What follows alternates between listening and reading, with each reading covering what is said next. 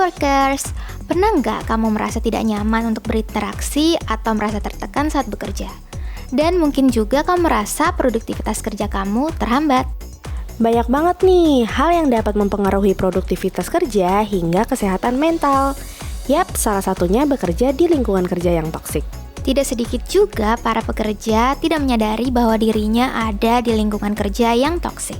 Dan tentunya kamu harus tahu apakah situasi kerja ini selaras dengan nilai-nilai yang kamu pegang.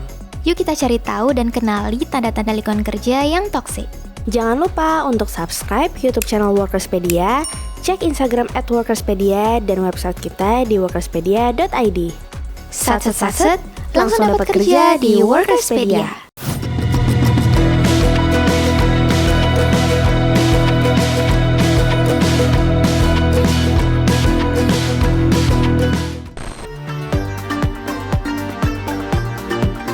Lingkungan kerja yang tidak sehat dapat mempengaruhi kesejahteraan mental dan emosional pekerja.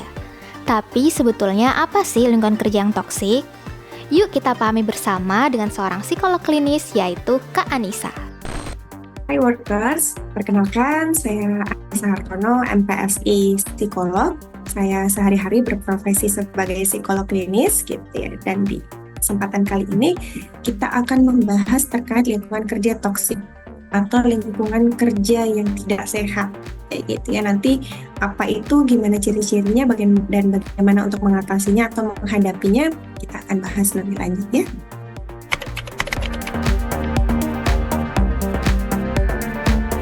Lingkungan kerja toksik pada umumnya in general gitu ya akan bisa terlihat dari karyawan yang ada di perusahaan itu atau di kantor itu bisa merasakan tidak nyaman gitu ya, dan seperti bahkan untuk mau keluar dari rumah, berangkat ke kerja, berangkat ke kantor ya, maksudnya berangkat kantor aja rasanya sudah kayak berat banget gitu ya, susah banget, kayak enggan banget gitu buat ke kantor, sehingga ada pengaruhnya juga ke kondisi fisik dari pekerja tersebut. Bisa jadi dia mulai sering sakit-sakitan gitu ya, kulitnya kambuh dan lain sebagainya macamnya.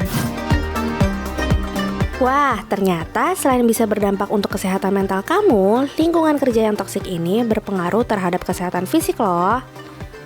Lantas, apa aja sih ciri-ciri lingkungan kerja yang toksik?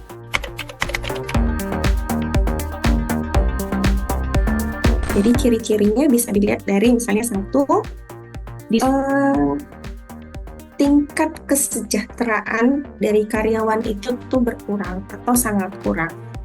Kemudian adanya tanda-tanda dari kelelahan gitu ya, burnout mungkin bahasa terkininya gitu ya, ada burnout, stress level yang sangat tinggi dan berkepanjangan gitu ya. Kemudian tingginya beban kerja pada satu karyawan ataupun di beberapa karyawan di perusahaan tersebut gitu ya, sering lembur. Terus juga kurangnya komunikasi, interaksi, dan juga keeratan atau kedekatan di antara karyawan-karyawannya. Terus juga sangat-sangat tinggi gitu ya hal-hal ataupun berita-berita yang sifatnya itu rumor, gosip di tempat tersebut. Ciri-ciri lingkungan toksik kerja gitu ya lainnya itu adalah adanya pelecehan atau kekerasan di tempat kerja, entah itu yang dilakukan oleh sesama karyawan atau antara karyawan dengan atasan kayak gitu. Jadi kekerasan dalam bentuk apa ya, macam-macam, bisa verbal, bisa fisik, bisa secara psikologis gitu ya, bisa juga kekerasan secara finansial gitu ya, pembulian gitu. Dan ada juga dicirikan dengan atasan yang kalau bikin wewenang itu rasanya nggak imbang gitu loh, nggak cukup menyejahterakan orang-orang yang ada di dalam tempat kerja itu atau perusahaan tersebut. Kemudian atasan yang memaksakan kehendak gitu ya, terus otoriter, kurang bisa mengayomi ataupun memahami sisi-sisi dari karyawan di perusahaannya. Terus juga ciri-ciri yang terakhir bisa kita cek itu adalah tingginya turnover karyawan di tempat tersebut gitu. Jadi silih bergantinya tuh sangat cepat gitu ya dan sangat tinggi. Nah, itu biasa adalah beberapa di antara ciri-ciri dari tempat kerja yang toksik ataupun tidak sehat. Gimana workers? Semoga beberapa ciri tersebut tidak ada di lingkungan kerja kamu ya. Tapi jika kamu memang merasa berada di lingkungan kerja yang toksik, hal ini akan berdampak buruk pada kesehatan mental kamu. Nah, seperti apa sih dampak yang bisa terjadi?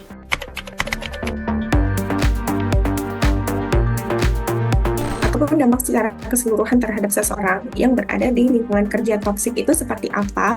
Itu bisa dilihat dari banyak sisi gitu. Dari misalnya satu, dampak secara psikologis gitu ya. Misalnya dari secara perasaan bisa membuat seseorang itu mengalami yang namanya depresi gitu ya, bisa mengalami stres berkepanjangan atau stres akut ya. Kemudian juga bisa mengalami anxiety atau kecemasan. Kemudian dampak psikologis secara pikiran misalnya gitu ya. Seorang karyawan ini memiliki kekhawatiran tentang masa akan datang gitu. Mulai banyak didatangi dengan pikiran-pikiran negatif, overthinking yang tidak berkesudahan gitu ya, itu bisa. Kemudian secara perilaku juga bisa terdampak nih, bisa dilihat dari misalnya di jam-jam kerja itu malah hilang-hilangan gitu loh, dicari di ruangannya tidak ada gitu ya, karena melipir-melipir mulu gitu, karena adanya ketidaknyamanan yang dirasakan di lokasi kerjanya. Kemudian dampak secara fisik, tubuh mulai mengalami yang namanya misalnya tanda-tanda fisik seperti sering sakit kepala gitu ya, yang punya GERD jadi sering kambuh gitu. Terus mungkin yang awalnya tensinya itu normal, tapi semenjak stres jadinya tensinya cenderung tinggi terus, misalnya kayak gitu. Itu bisa. Kemudian kelelahan secara fisik tentu saja itu juga bisa dirasakan oleh seseorang yang berada di lingkungan kerja toksik. Setelah kita memahami dampak dari lingkungan kerja toksik yang terjadi, ternyata salah satu dampaknya adalah mengalami stres kerja. Sebetulnya wajar nggak sih kamu mengalami stres dalam bekerja? Antara kemampuan diri, support dari lingkungan, terus beban kerja itu tidak sesuai gitu ya, bisa saja stres yang dirasakan ini mengarahnya ke distres atau distres yang berdampak negatif kepada diri sendiri.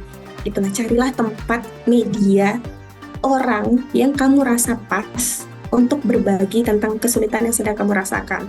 Atau kita yang bekerja itu perlu belajar untuk teknik relaksasi sederhana aja paling tidak.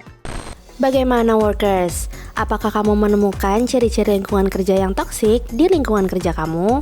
Untuk mengatasinya, kamu bisa mengikuti beberapa tips yang telah disebutkan untuk menjaga kesehatan mental dan juga fisik kamu ya. Yap, seperti membuat daftar pekerjaan sesuai prioritas, menemukan lingkungan yang suportif, dan tentunya jika sangat mengganggu diri kamu, bisa dikonsultasikan ke psikolog ataupun psikiater. Jika kamu ada topik pembahasan seputar kesehatan mental yang terjadi di lingkungan kerja, kamu bisa komen di kolom komentar di bawah, dan nanti kita bisa bahas bersama ahlinya.